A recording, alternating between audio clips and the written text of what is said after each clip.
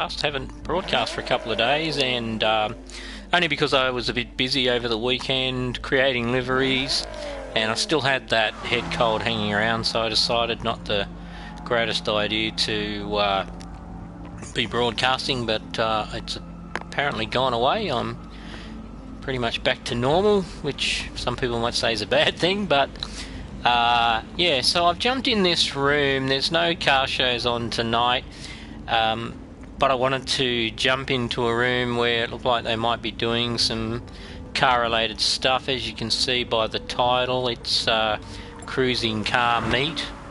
So I'm going to jump out in my FT Vision car, FT1, and just see what's going on. And while I'm doing this lobby, turn the volume down on the car a bit so I'm not talking over it so much. Bear with me, that's a bit better. I will talk a bit about some car show related stuff. And I've just realised it's a wet track and I'm riding on slicks. That should make the first few corners, in fact every corner, interesting. What I was going to mention about car shows when I get onto the subject is just to talk about, and it's more to ask a question for all of you GT Sport players about liveries, and it's about wraps, and in particular cartoons or animated images or pictures, items like that. There seems to be a bit of a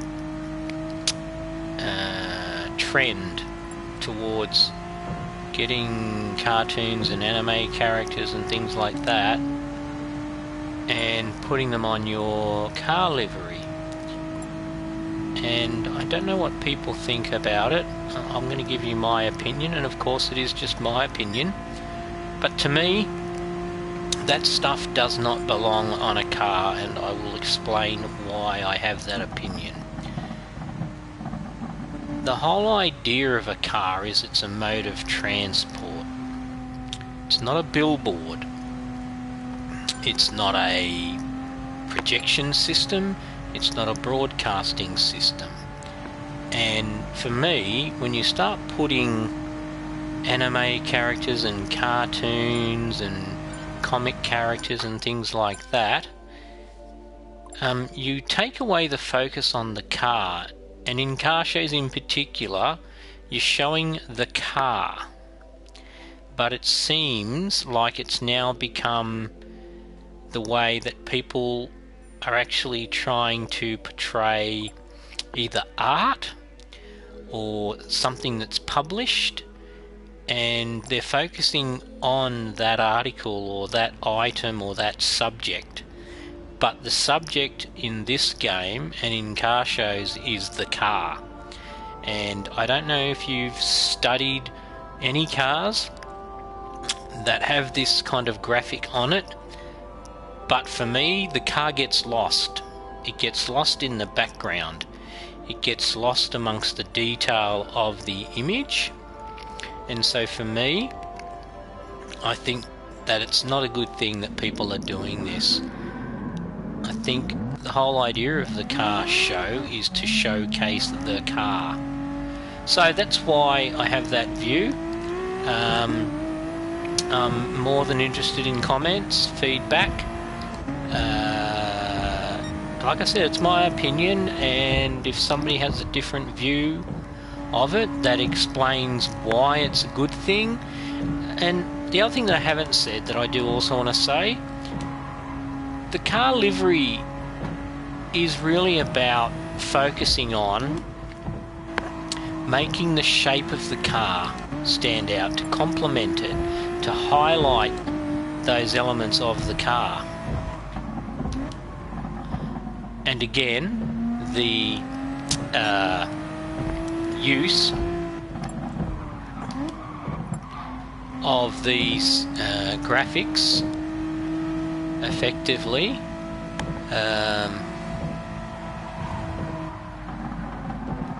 takes away from it. So, and it also I think it also lessens the art of designing a livery, because it's really easy to get a photo or an image and upload it onto the library and then drag it and stretch it all over a car, and then bang, you're done. That's your livery. And I don't know, how hard is that to do? How much have you focused on that part of designing, as per se? It's not good.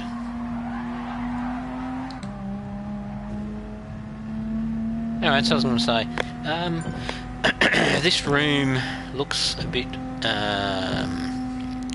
unlike what the name says. It's not appearing to be a cruise meet at all. It appears to be a room where people just jump in and go gallivanting off.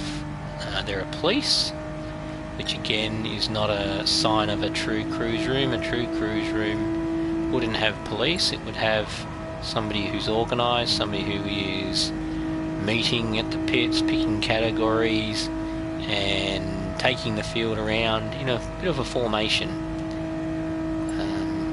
But at the moment this is more like just a free run room with police, so it's more like a what we call a real life or road simulation, because there are police who are enforcing the speed limits. So yeah, and then we have people behind me who just did what that guy did. So we probably won't stay in here for long. We'll probably just go and do another lap or two. I don't know anybody in the room looking at the list of people in here. Yeah. Ordinarily, as I think I've mentioned in previous broadcasts, oh, Tank 77, I know Tank 77. Excuse me. I like cruise meets when they're organised, because you get the chance to look at all the cars and you get a chance to just drive your car in a chilled out way, like I'm doing right now. I guess this is very, very comfortable. I'm not stressing, I'm not straining to keep the car on line, to keep it off the walls. It's just very, very easy.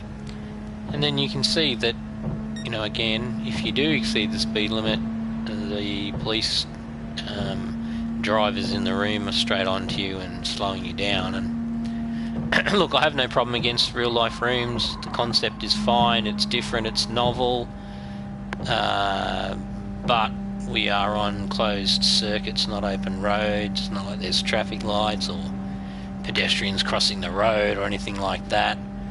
And it's a racing game, I guess, so the whole idea of taking the car out and seeing what it can do is the general mode and appeal of this game. So I'm being very critical tonight, aren't I? Just realised in 8 minutes and 45 seconds I've been pretty much criticising everything, so I might stop and just talk about the cars that I designed on the weekend. Now, I did a very, very short broadcast, and some of you may say, keep it up, that's the kind of broadcast we like. And I think particularly I don't think I did any audio, so that may also be a bonus for some of you who are tired of hearing my voice, or hate the sound of my voice, or just don't want to hear me talk. So you can concentrate on the images. But I did a video on Thursday night which was of 3 or 4 cars that I'd done in the previous few days. Over the weekend I thought I did 3 liveries, but when I was talking to a work colleague today I couldn't remember what the third car was. I did a Mazda RX-7 twin turbo, and I will show you. It's actually, the base colour of it is the exact colour of the twin turbo RX-7 that I owned and loved. I owned that car for near on 10 years, and I put 200 and something thousand kilometres on it, so it's fair to say I enjoyed it and drove it. And in the end, to be honest, I didn't want to even get rid of it. I wanted to keep it. I'd just done some things with it, and I'll talk more about that when I jump into the library and show you the car. I also did a Ferrari F40. I've got 2 of those, but this particular one had just been sitting there in standard trim, but I excuse me, yeah, I wanted to do something different with that car, and I did. And as I'll reveal with the livery preview, you'll see that it is a little bit different to what I normally do. And I'm curious to know whether people like the look of it.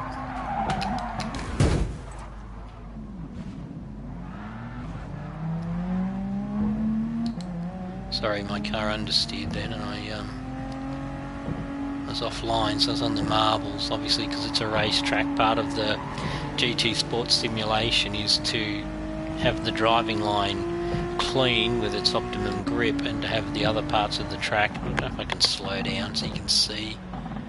I'm trying to see if you can see the marbles. It's probably not so much along here on the straight because the tyres aren't being stressed to cause them to grain up and then lose the marbles. Graining up is basically the tyre wearing, and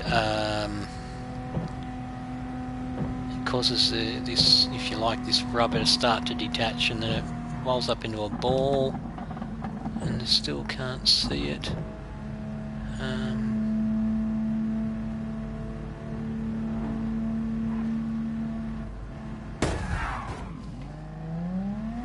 Nice driving, Mr. Police Officer. Good work.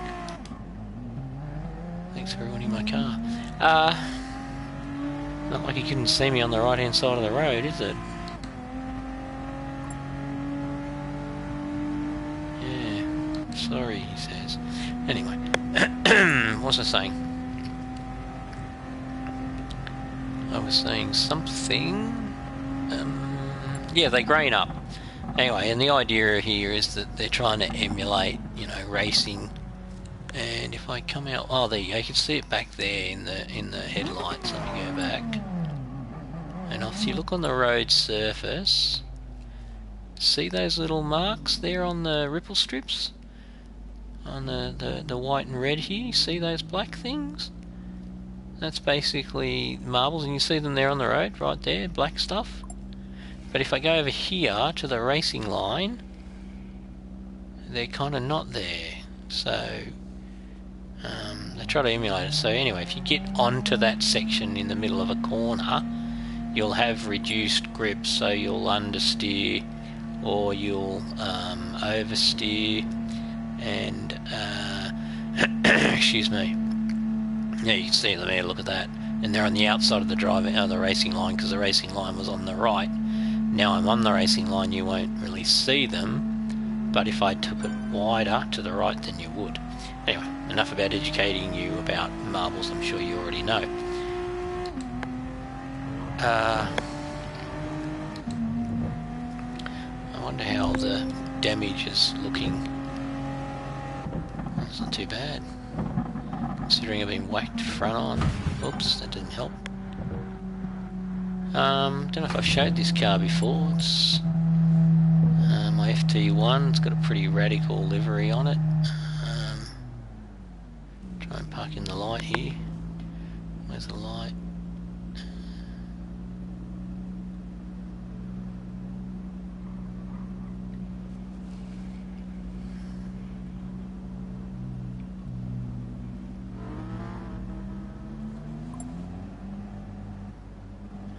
Yeah, so it's a pretty radical looking car.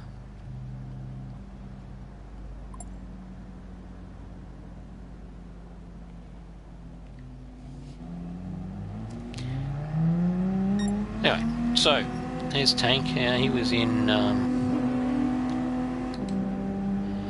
some car shows that I was in over the weekend. Gandalf.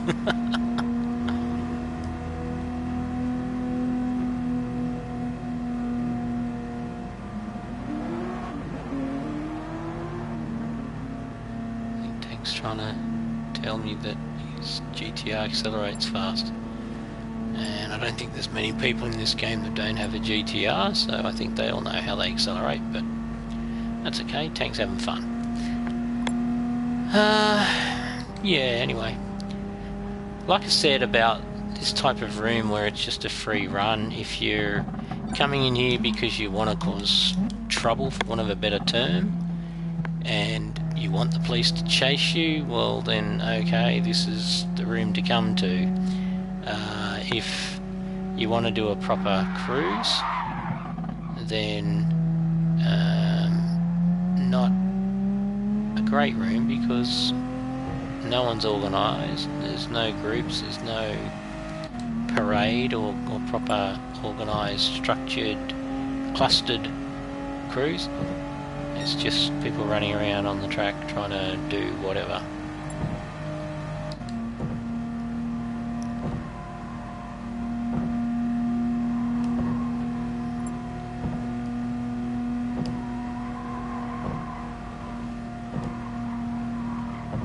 Stop doing donuts on the public streets. Rightio, there you go.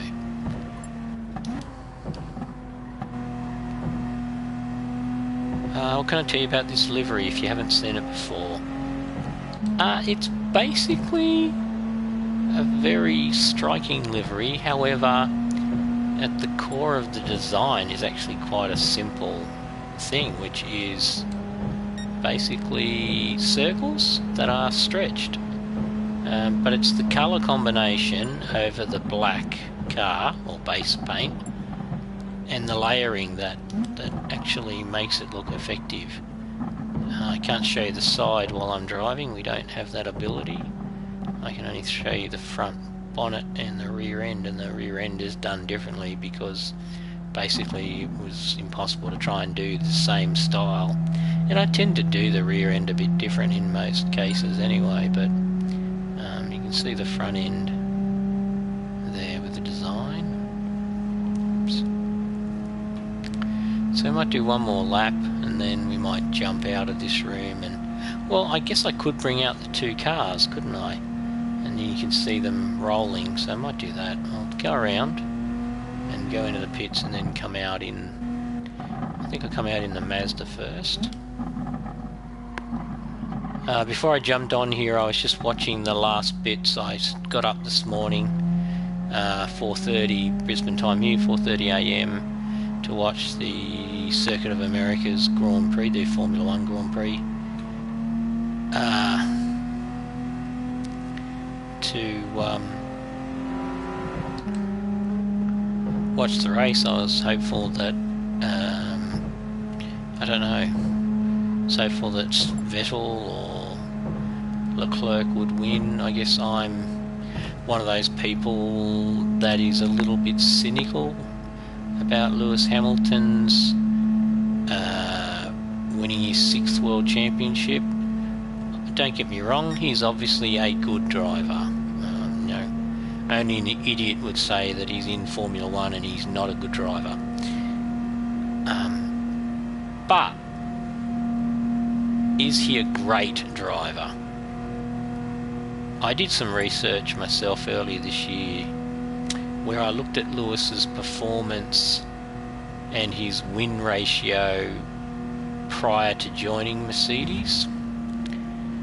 And in those years, and I think he started in 2007 or maybe 2006, I know he's had 13 years, so I'm pretty sure if you do the maths it's 2007. Up until joining the Mercedes team in 2013, I think it was, his results were mediocre. However, his results since joining Mercedes are something like 75% win ratio. And you go, okay, that's great. Then you add into the mix the fact that in the same car, Nico Rosberg won a world championship competing against Lewis. And then you go, okay. And then since Nico retired, you've had Lewis and Valtteri Bottas, and Valtteri has notched up, 7 wins in those 2 seasons basically. Season goes for 24 or 25 races. So out of 50 races, he's won 7 of those. And also you then look at the season as it is at the moment, and Lewis did win the last race at Mexico. I think that was a bit fortuitous for a couple of reasons as well, but up until that point he hadn't had a win since before summer, and that was 4 or 5 races. So again, and then I think about great drives and all of the supreme Formula 1 drivers have had a great drive. One race where what they did, you just went, wow, that truly is spectacular. Schumacher's done it, Ayrton Senna did it, Alain Prost did it, and then you can go back, to the Niki Lauders, the Sterling Mosses, the Juan Fangios, and they've all done something truly amazing. And I've tried to think, with the level of my Formula 1 knowledge, which race did Lewis Hamilton do where it was a career-defining race? And I'm very keen for someone to point out one race where he did something that was truly exceptional. And I just can't think of one. I also then look at other things, like other events or things that happen, and one is the Top Gear, celebrity in a reasonable priced car, when obviously Jeremy and Richard and Captain Slow, I'll think of his name in a minute, James, were running it, and they had the celebrity in a reasonably priced car, and then they also had the racing car driver in a reasonably priced car. And I think Lewis was 4th or 5th on the list. And again, I think, if he is the supreme driver, he should have topped that list, but he didn't. So that's why I have some, cynicism about whether he truly is a driver that deserves to have 6 world championships. When you think about Alain Prost, you think about Ayrton Senna, you think about Niki Lauda, Fangio, and because you really have to put him in a category now that's above those drivers, and I'm sorry, I just can't do it. I cannot acknowledge that he is a level above those guys. And to think that he is on the cusp of equaling Michael Schumacher,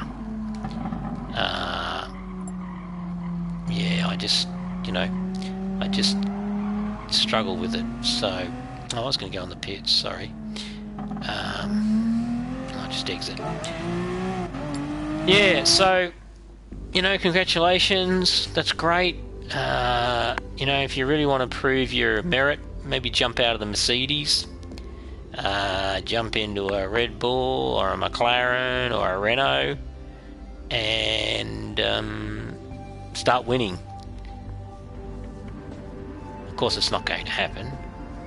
And this if you like, this desire for him to go on to 2020 and 2021 and beyond, I'm positive it's only because he knows he's in the car that is still ahead of the rest of the field of Formula 1 cars by a good margin. It's going to be very interesting to see with the new rules that the FIA announced on Thursday, that will start to come into force in 2020 and then fully into force in 2021.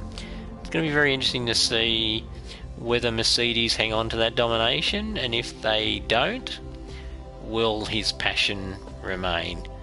I mean, look, I get every race driver wants to win, but I think back to the Lewis Hamilton in the McLaren days, and he was a different person. And it wasn't like McLaren cars were bad, they just weren't fantastic as they had been in previous years. But if people go back and look at his interviews and look at the person, yeah, he was a different person, because all of a sudden his car wasn't delivering him to the front of the grid. Yeah, okay, enough said. I'm going to jump into the RX-7 now, and there it is there. Now this colour, when Mazda launched it,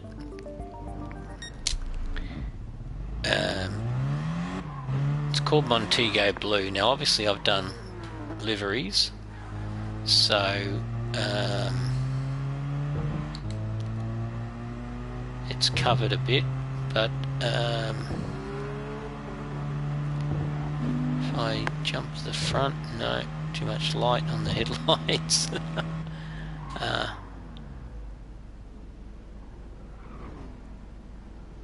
I need to go to a track where it's daylight, don't I?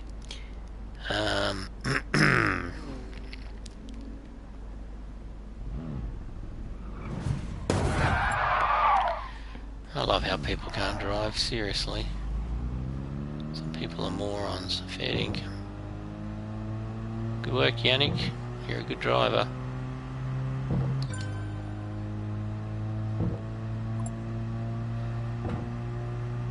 Yeah, I apologise in the dark, you can't see it, but it's called Montego Blue. That was the official Mazda factory name for the paint. Like I said, I had one of these for 10 years. This is obviously a later version than mine. Mine was a 1992 model, and for those of you who know the Series 6 RX-7s, you'll know that was the second year of production. The first year being 1991. So this car has slightly different taillights, has a slightly different front spoiler, and of course this is the Japan edition, so it obviously has a much more narrow number plate space on the rear bumper. This is also wearing the I forget what they called it, Evolution Series I think, rear wing, which is obviously a bigger rear wing. You can see that it's got a full wing.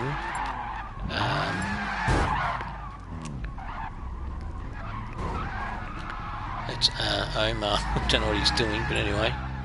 I know Omar as well. He's a subscriber. And on that note, please, if you're listening to this broadcast or watching it, please feel free to subscribe. You'll see Minecraft and other things on here besides GT. Well, you'll see Minecraft and GT Sport, to be clear. So yeah, so 1992, and at the time it was a very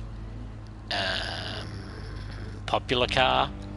It was a very quick car, and certainly for the money, a very good performance car. Its chassis was beautiful, so neutral, so controllable, and the turbo engine, it just revved. Of course it red lines, but I'm just sort of showing you how it revs out. I used to love how it revved, and because of the twin turbos, it was a very linear car.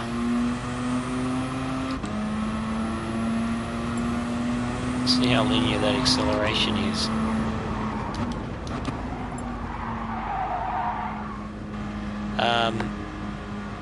Yeah, so really good car. I used to track it, not a lot, but I used to take it out onto the track. I was involved in some car clubs, and so yeah, I did track it quite a few times. I actually ended up having to replace the engine after one track day because the water pump bearing seized, and as a result the car didn't get the proper water cooling it should, and that caused the tip seals, what they call the tip seals or the apex seals of the rotor, to be damaged. And so after about 2 weeks it basically lost all compression, because the tip seals are obviously what kept the chambers, if you like, intact.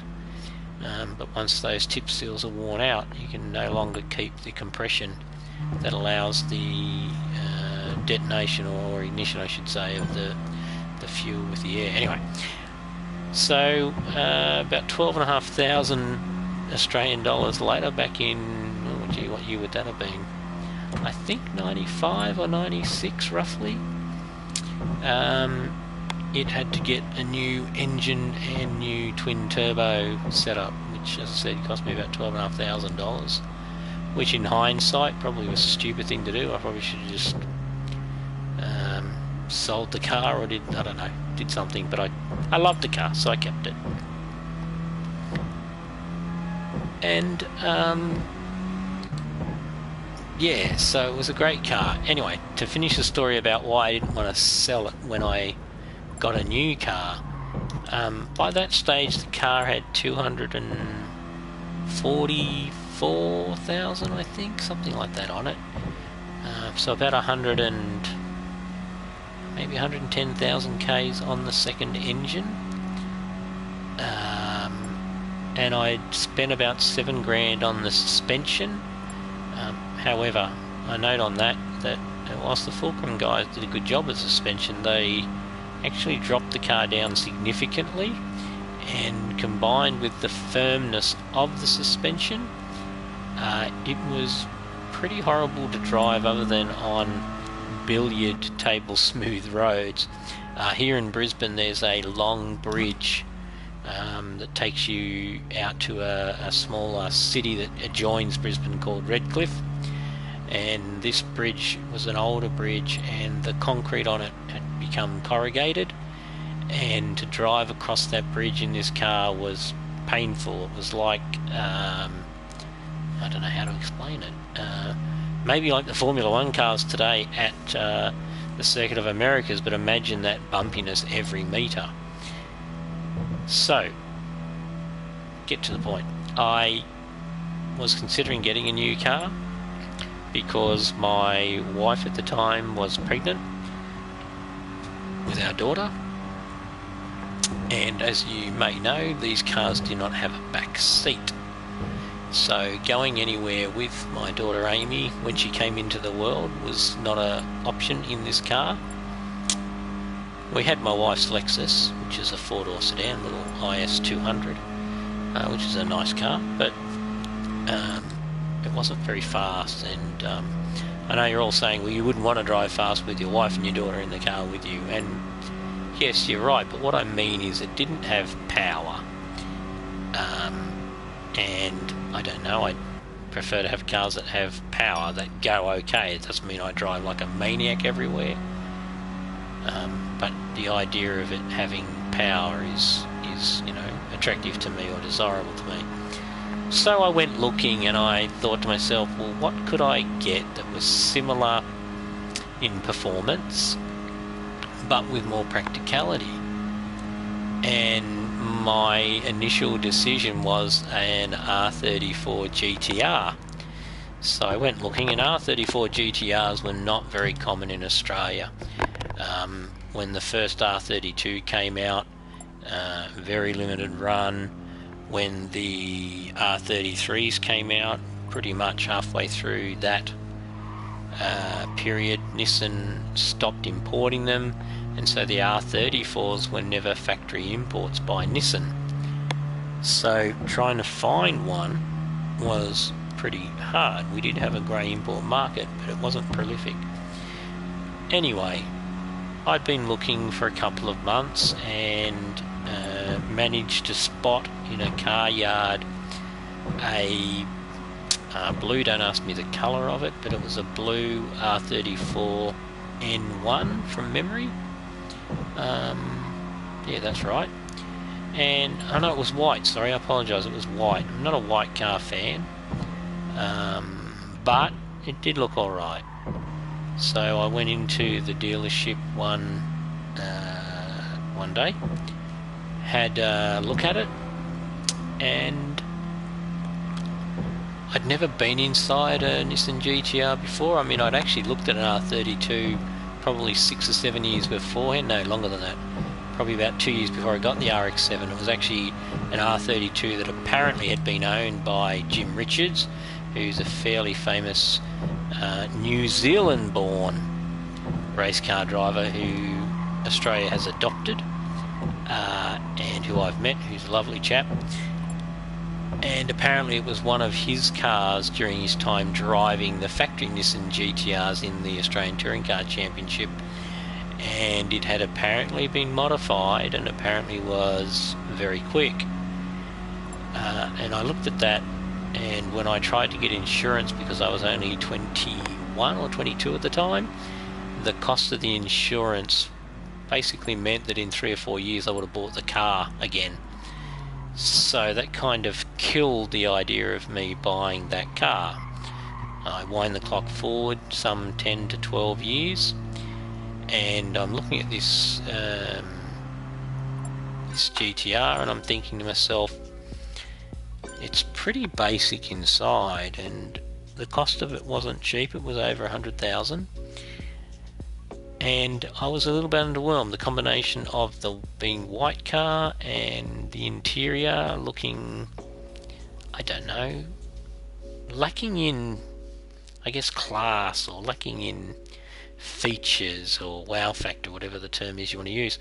So I'm standing there and I'm looking at it, and I'm trying to convince myself that I can live with it and that it's a great car from a performance perspective. And yeah, and then as I'm standing there, because this showroom was elevated, it wasn't a ground floor showroom, it was a first floor showroom. As I'm standing there, the BMW dealership happens to be across the road, well, the second hand BMW dealership, which is adjacent to the new BMW dealership in the city or in the valley.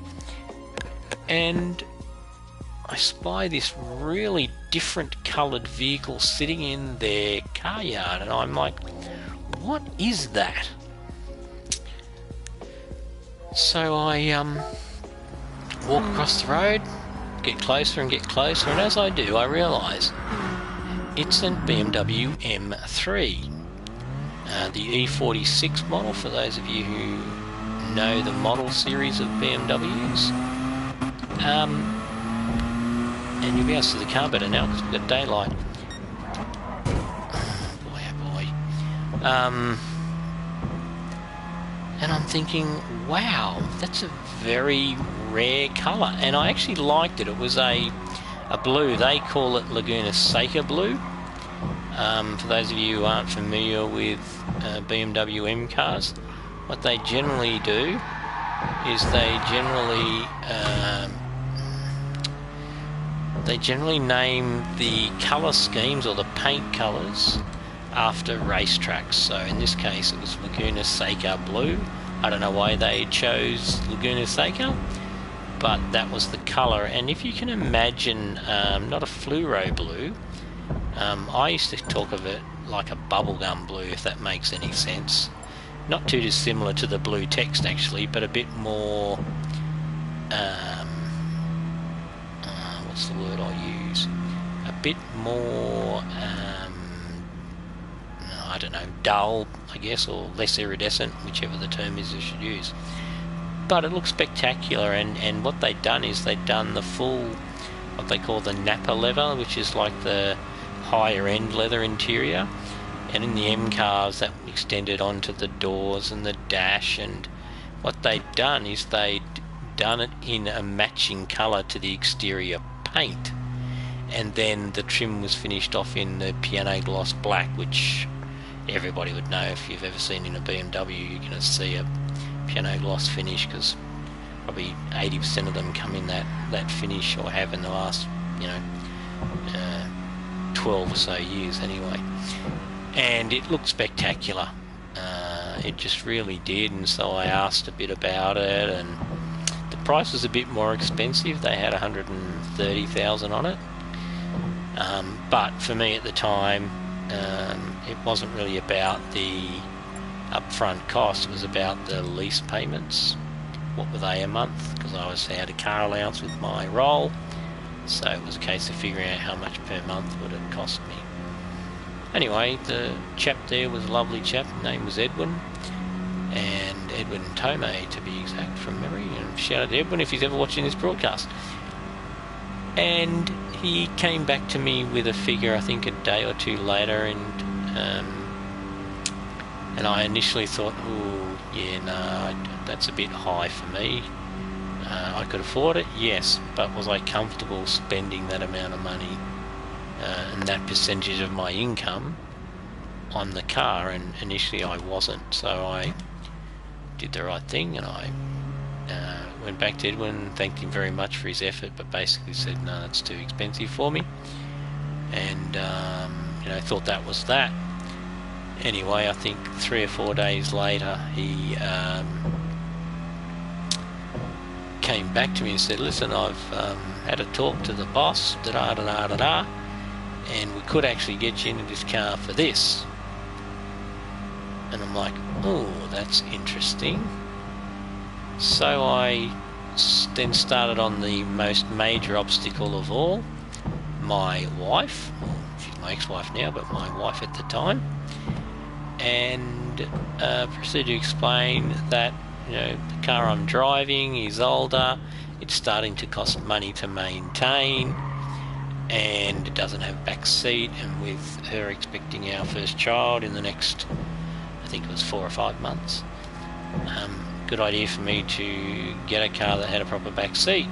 She was fine with all that. What she may not have been fine with was my choice, but she never actually objected. She kind of just went, okay, sort of thing. So she wasn't over the moon about it, but she wasn't protesting either. However, what she did protest about was when I said what I would like to do is also keep the RX-7 and use it as a track car, because I certainly wasn't thinking about putting the M3 on the track. Not that it can't cope with it, not that it's not designed for it. I just didn't want to subject it to the stress and the wear and tear of it being a track car. And the trade-in I was going to get for this car was pretty awful, to be honest. A bit of a sign of things to come. So she basically kiboshed the idea of me keeping this car. So I then had to decide whether I wanted to go ahead and buy the M3 or hang on to this car. And I thought about it, and I thought about it, and I thought, from a practicality perspective, this car just doesn't meet my requirements. Doesn't have a proper boot, doesn't have a back seat, isn't very fuel efficient, and so I decided that I needed to let it go, and so I did, and I traded it in, and apparently one of the mechanics at the dealership bought it, so it was already sold before I'd even bought it in to pick up the new car. They'd already sold it to the mechanic. I haven't seen it since around Brisbane, so I don't know what's happened to it. But, I hope that it's still alive and driving somewhere. It'll be, getting up to 20 years old almost, wouldn't it? 92 to... Well, it is, sorry, I tell a lie, it's like 17 years old now. 27 years old, what am I saying? I can't even get my maths right. So, they're a great car. Look, they still are a very impressive looking shape. I'll find some daylight up here somewhere and I'll stop and give you a better view of the front of the car. But it's a great car. I don't know if you ever get the chance to drive one, you've obviously got to realise that it's 19... Oops, that'll teach me. Because I'm offline again. It's 1990s technology. Wow, this car's sliding around big time because the way I'm driving it more than anything. Don't blame the car, blame the driver.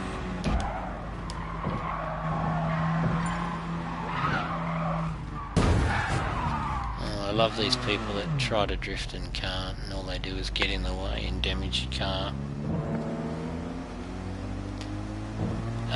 What was I saying? Yeah, really great car. Great on the track, great on the road. Just not what you'd call a super practical car. Here we go.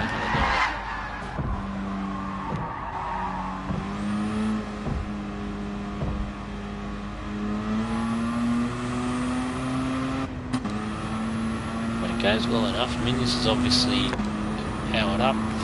In terms of modifications, so I mentioned that I did some suspension. I tell you what, it doesn't want to stop, does it?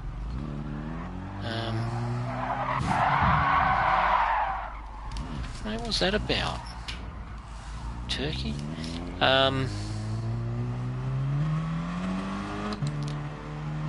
So I put a HKS exhaust on it. The standard wheels are 17 inch? Yeah, 17 inch is the standard wheel size back in the day. So I put more wheels on it. God, get out of the road, you turd. Fool.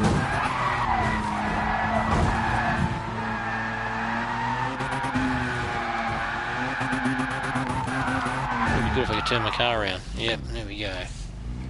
Finally. I put, I want to say HKS, I've got some steering damage, have I? Yes I do. HKS exhaust on it, but not from the catalytic converter back, it was just the rear pipe. But it made a difference, it did make a difference, it helped it breathe a little bit better. And it might have been good for, I don't know, maybe 4 or 5, maybe even 10 kilowatts. But not much more than that, just made it a bit more responsive, I guess.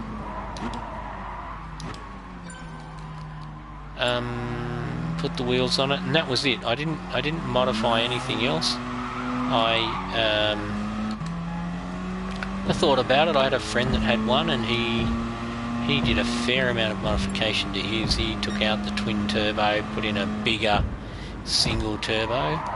And it was fast. It was markedly faster than my car, so you know the modification worked. I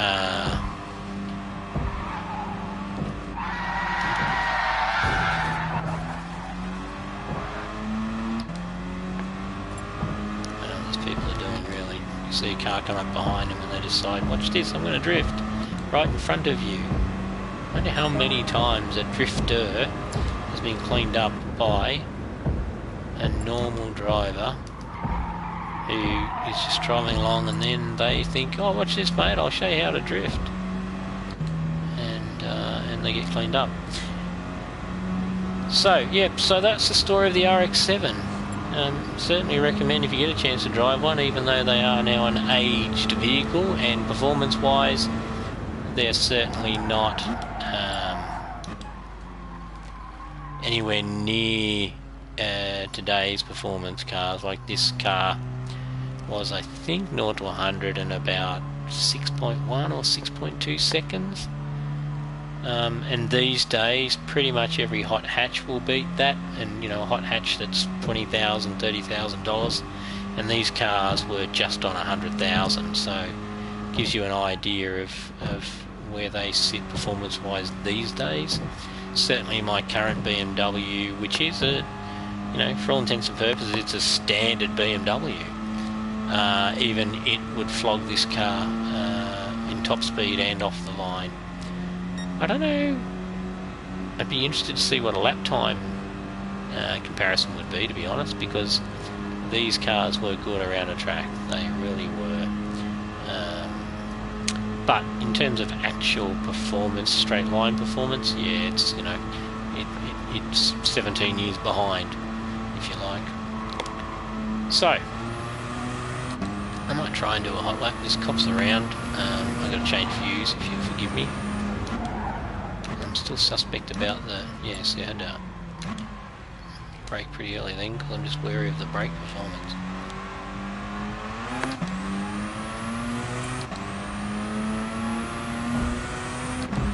But this is obviously modified. I don't know how much more horsepower this has got than the standard. I'd say significant.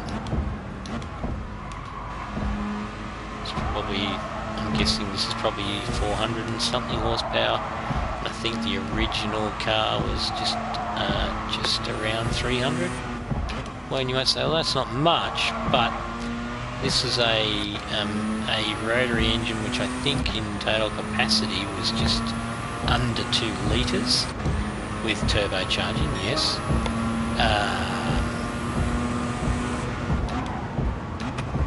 And it was also fairly lightweight. I think its weight was just over 1,200 kilos, which by today's car standards is light. I think my 3 Series is... I need another gear, don't I? I think my 3 Series is about 1,500 kilos, so... Oh, what are you doing, dickhead? God, some people are stupid.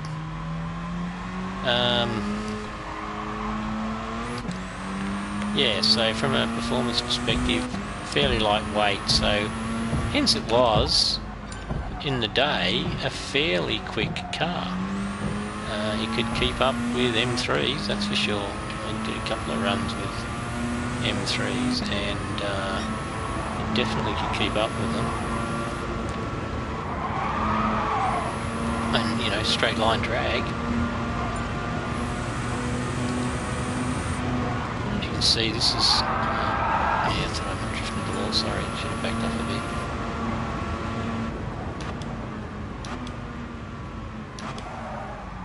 I don't know if I'm going to challenge the lap time, I probably will.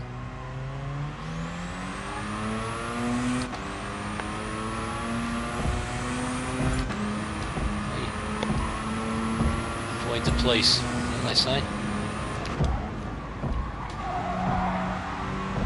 I'm probably being a bit too cautious through this section, but I don't know what setup I'm running, but as you can probably see, there's a fair amount of body roll going on. Certainly wasn't the case in my RX-7 when I got rid of that fulcrum suspension setup. It was, I'm not going to beat the time, maybe I'll have another crack, I'm sure I can. I just need to concentrate more. Oops, that's not going to help.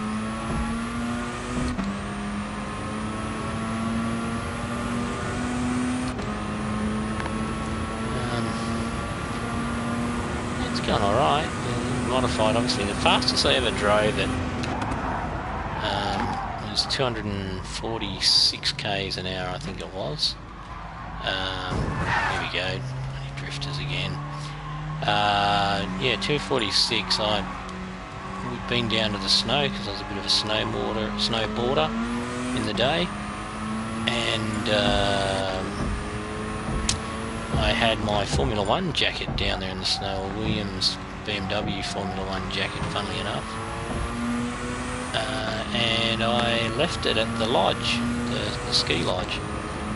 And I thought, I don't trust the place to say they found it and return it. I decided I had another day off. I'll jump back in the car because I was living in Sydney. And at the time, slow around a bit. It was only about a 3.5 hour drive, roughly 4 hours. I mean, about the braking, it's, well, that goes the lap time. So I just damaged the car. I'm going to get there in 30 seconds, I do not think. So there's a straight piece of road between Canberra, which is the national capital of Australia, and Cooma, which is the biggest town just before you get to the snowy mountain fields or the snow fields in Australia. Come on, car, fix it up. Oh, there it is. Back right. One more try. and I came over this straight, and I was on my own. There was no cars in front of me. I couldn't see any cars coming the other way, and this straight was probably a good 4 or 5 kilometres long. And I'm sitting there doing 100, and I'm in 5th gear, and I thought, alright, let's see what you can do, car. I'd never really stretched it. So I left it in 5th and just floored it. And in not much time, it was up to 246 k's and still accelerating. I reckon at the time they were good for about 270. But by the time I'd hit the 246, I could see cars in the distance coming toward me, and I couldn't think the worst thing that could happen with our driving laws and our speeding laws than getting caught by the police doing a speed like that. So I backed off, but it was still going, that's for sure, still pulling. So, you know, they're a good car, they go well. I'm just obviously getting a bit more body roll and a bit more sliding going on because of the body roll, the weight transfer, than I would expect.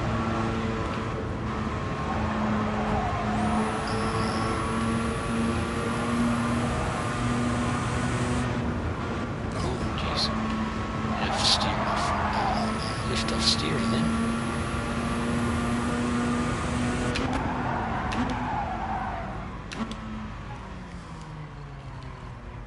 It sort of goes alright. I think everybody else has left the room.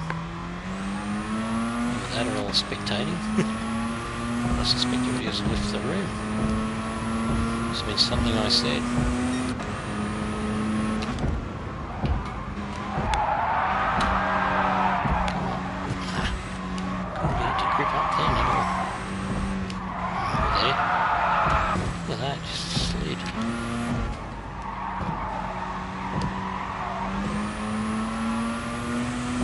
So that little section basically just caused me to fail in the objective to get the fastest lap. How many times do I have to have a go at this? I'll get through that corner better. Oh, no, jeez. Just when you think it's gripping up and you've got the forward drift going, it keeps drifting. And maybe the issue is that at that speed, the engine, as small as it is, it doesn't have huge torque. You know, even though it's got twin turbo, it's not huge in the torque stakes. But anyway, oh jeez, again, come on, car, get back here.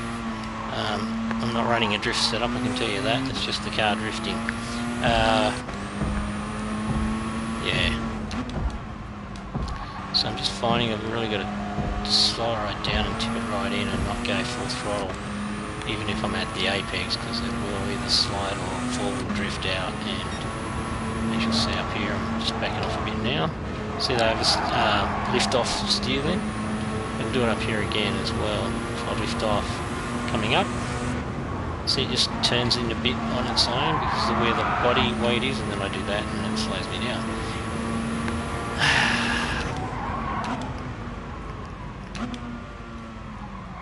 Been a bit cautious braking there because I just want to make sure I get the apex. God, look at that. Is there tyre wear on? Oh, there must be. Yeah, there is. Okay. Now I get it.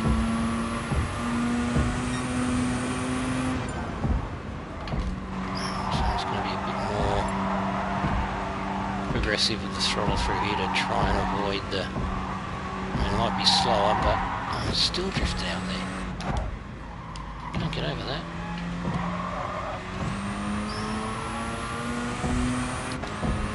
Okay, close this time. No, gonna fail again. Alright, I'll wave the flag then in that case and jump into the other car which I wanted to talk about quickly. And I hope that I remember that I did do a third car, because at the moment I'm struggling to remember what I did on the weekend. The other car is a Ferrari, as I mentioned. And it is that baby right at the end. Which, as I said, is, I guess, a little bit different in terms of designs that I've normally done. Anyway, I'll bring it out. This would hot lap much faster than the RX-7, it's got so much more power.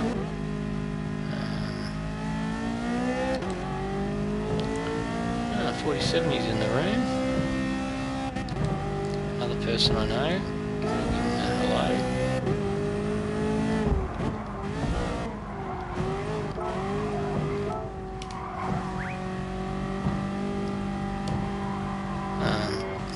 Now a chance to look at it. So, you know, obviously a Ferrari comes in red, you know that story.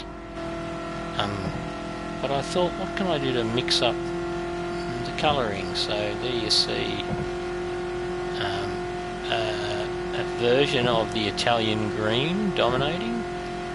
I will get to some sunlight. Somewhere there's some sunlight, I hope.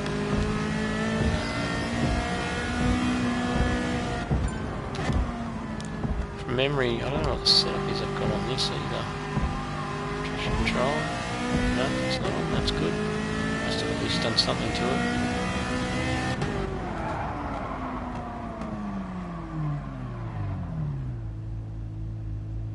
So there you go. That's the livery, and you can see that I've gone with the green. What you can't see, I will go into preview shortly, and then you'll be able to see 360 degrees. I have already put pictures of this car with its brother, the yellow F40 that I've done, on the library. If you go into Scapes Photos on the library, do a search under Iflowboy, or one word, IFLOWBOY, like it says right there on the bumper of this car. In YouTube, just type in Iflowboy, on PlayStation Network, in Scapes Photos, just in one of the search fields, type Iflowboy, and it should bring up all the cars that I've taken photos of, just so people know that are new to the room. I do not share my liveries, but I do take photos, or I've started taking photos of them and putting them in the Scapes Photos library. And I want to say thanks to anybody that's had a look at it and liked any of my pictures of my car liveries. Of course, it's always great to get people saying, yeah, nice job, and it certainly helps me to keep doing liveries. But yeah, so, geez, this car's as bad as the RX-7, but different in terms of the RX-7 was quite taily. This car, don't go in the pits, this car appears to be very understeery. New file, Pacific Sponge and 3 others are following me, okay.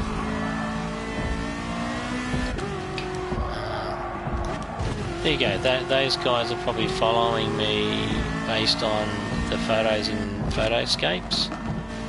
I sometimes wonder, and I don't mean to sound nasty or unappreciative at all at people that do choose to follow, but sometimes I wonder if they're following in the hope that liveries I've created that they might like, I have shared on the library, but only with my friends, and I'm hoping that they don't, do the follow bit and then do the friend bit, just so they can get to your liveries. I mean, in my case, to be fairly disappointed, because there's only 4 liveries that I have actually shared in the library. I've actually shared the liveries, and I'm pretty sure only 2 of them have the reference to Iflowboy, and it was quite a long time ago, so I don't know how you go historically trying to find the liveries that I shared. 1 or 2 of them was more recent, so I might have more success with that. When I say more recent, I'm talking the last 3 months, not the last couple of days. Yeah, I really can't give this thing any throttle through a slow corner, it seems. Yeah, that's pushing. Like, look at that, I've got probably 75% angle steering lock on then, and it just wouldn't turn. Again. I mean, it's obviously quicker than the RX-7, even though I'm not really driving it well because I'm on this view, and that always makes it harder. It's clearly faster because I'm kind of cruising around, not trying have a proper crack. But the understeer is quite surprising. Look at that. Wow. Even power won't invoke an oversteer. No. I think we're going to beat the time. No, we're not. Alright. Thought we would, but...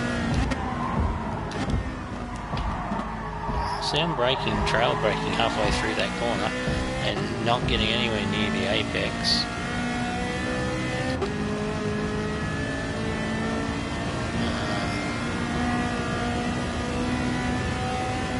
And I think from memory this car also struggles under braking, but at the moment, yeah, come on, turn. God, even if I dabbed the throttle, I couldn't get the front end to bite then. That's terrible. And again, look at that. I can't believe it. Oh, I can invoke oversteer in third gear, you saw. Oh, it's just a bit sloppy because I wasn't expecting it. No. So that went to transition, but then it just pushed again.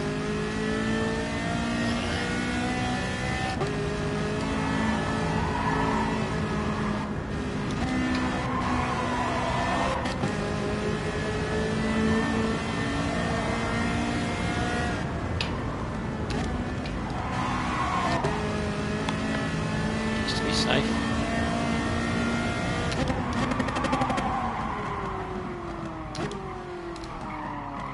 Still gonna get a turn.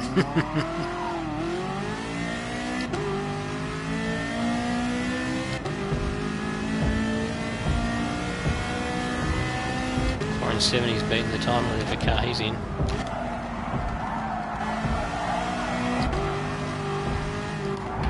Oh, and a drifter. Oh god. Spare me, please.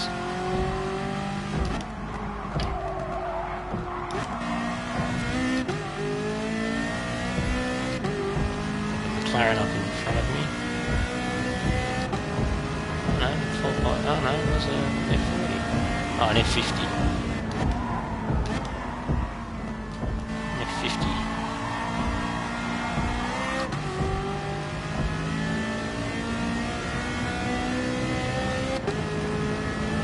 Alright, I'm going to go to serious lap mode and see if I can attack this time.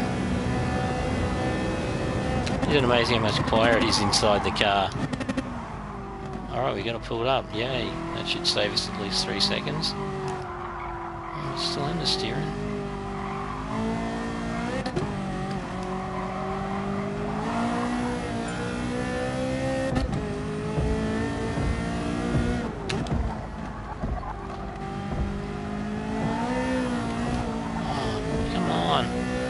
Please give me some front end bite. Sorry guys, I'm hitting the walls because it's just an expectation that I'm going to have front end grip, but at the moment it's non-existent. So I'm going to back off there to make sure I can, and again if I put the throttle on I can see it sort of straining out to the left just then. First for this. Okay, if I brake myself again. I think we're okay this time because the last 2 laps went through there at about 26 to 27.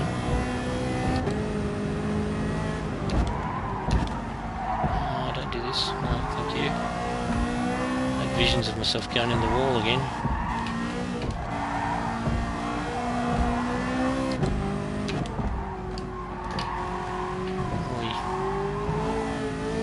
See, time-wise I'm miles in front, so we should be comfortable. I told you it was way quicker in the RX-7 and there's the proof.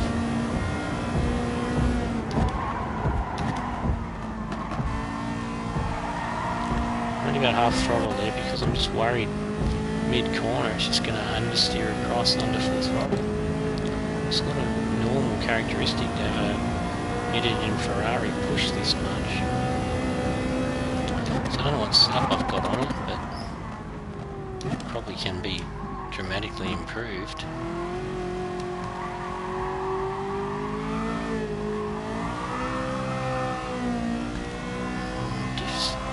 assist slipping. Well, you know, limited slip. Right, there's no hit the wall this time. Oh. I've still got it. So I took my hand off the wheel because someone's going on my little finger just then.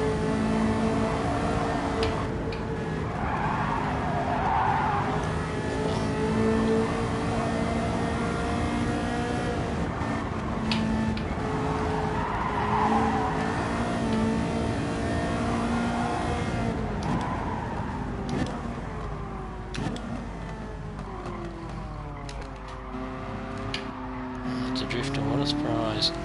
What I find amazing is that now that the game's developed a drift setting, I would have thought people would be inclined to steer away from drifting because it'd be like, oh yeah, well everybody can do it because the game's doing it for you, not you as the driver. But there's still people that are using the feature and doing it, so I must admit I never really get the thing around drifting. You know, again, I get it if people find it enjoyable. Pretty well they're going well. Alright, I said I'm going to preview this. I don't know who's in the room, but I'm going to jump out and take you to preview so I can show you the cars, because I just realised I've been broadcasting for an hour and 11 minutes, and I told you I would do this, and I haven't. And I'm still hoping I can think of a third car that I did, because I'm positive I did 3 cars on the weekend. Anyway, let's get the formalities out of the way and get out of the room lobbies.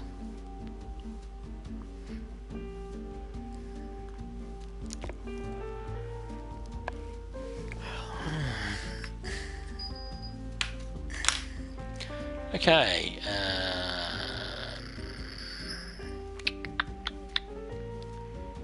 livery editor is probably the easiest place to go to, and then pick the car and do a preview.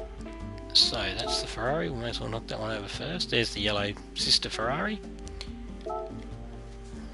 F41 as that one's called, versus F40 Space 2. Okay, so like I said, this is a Ferrari that is predominantly green, and it's a different tint of Ferrari green. I'm going to preview mode, and then I'll actually drive with my hand controller because I find it easier. So there you go, that's what it looks like from the roof looking down. Ferrari Racing and the Ferrari Prancing Horse, Ferrari logo, and obviously Ferrari wording in their official font. And then we go to the body of the car. Obviously you can see the black line highlight separating the white. Now that obviously is a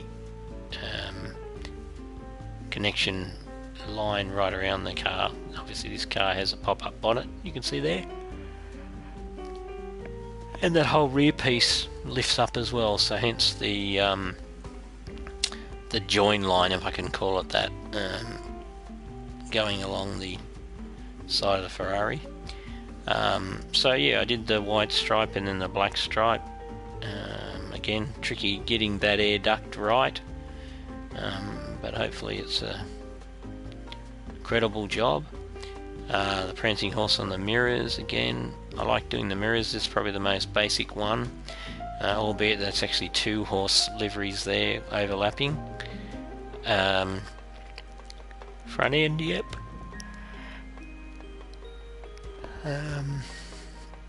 Rear end, I've done a thin line at the top of the red, white and green, as you can see right there. And then obviously the Iflowboy at the back, which you already saw. Yeah, that's pretty much it.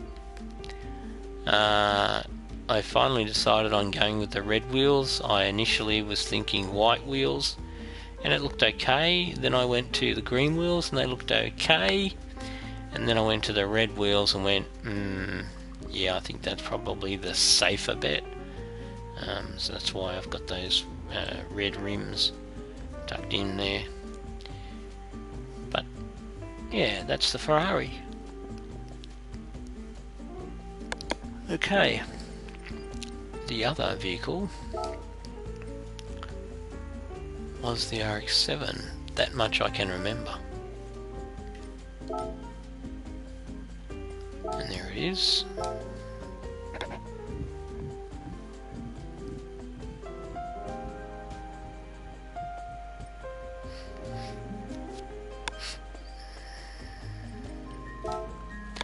There it is, Montego blue. That's the colour. The thing about I love this colour was that it could look blue or it could look green. When a lot of sun on it, particularly afternoon sun, it tended to look green. Anyway, so that's the twin turbo RX-7 with my idea of a livery for it. Bit of a departure. Got the speed tracker again in my kit, or might be a street character. Street cred is what I mean. So yeah, went pretty big with the logos at the front, but otherwise I've tried to minimise it. Bit of effect with the double Mazda logo just there, Ray-Ban, and then obviously Mazda at the back, and a couple of Mazda Speed ads and some Mazda Speed apps right there. So that's the RX-7. You can see the big rear spoiler I talked about that mine didn't have, but otherwise it's pretty identical. And they were a great car in their day. I don't know whether they'd be regarded as great now. Yeah.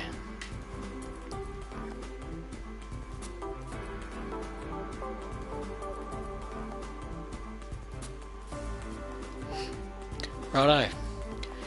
So I'm still struggling to remember what the third car was. So let me just have a quick look, and I'll see if anything pops up at me as being a new... I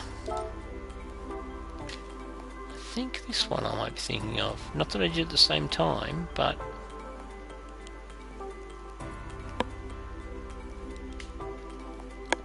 I don't think it's this car, I think there's another car, but anyway, I think it's because I hadn't finished this one off fully when I started on the weekend, so I jumped in and finished it off fully. But this is the BMW concept car. Some might say the BMW highly modified M2, and you'd be just as right as wrong. But the most important thing is that you can get on the car and off he goes. So yeah, did a bit of fade work there. The white stripe on the contour from the front air duct. Don't know what else there is to say about the car, except that it's obviously a very aggressive looking car. I actually love it. I actually love the fact that it's compact, but at the same time it's what's the word? Huge. It's not huge,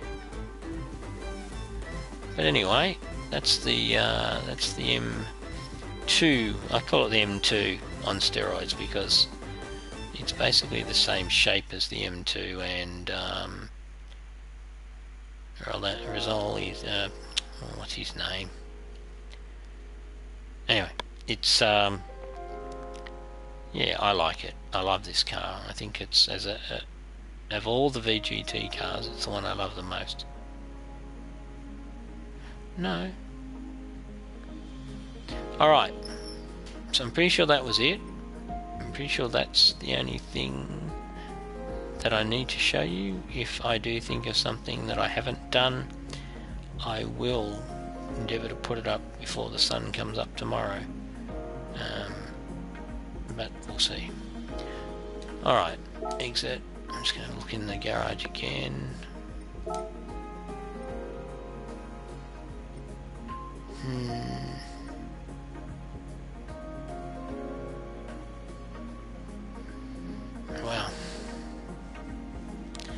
Can't see it. That's for a later date. I've already done the Porsche, so I'm not going to go there again.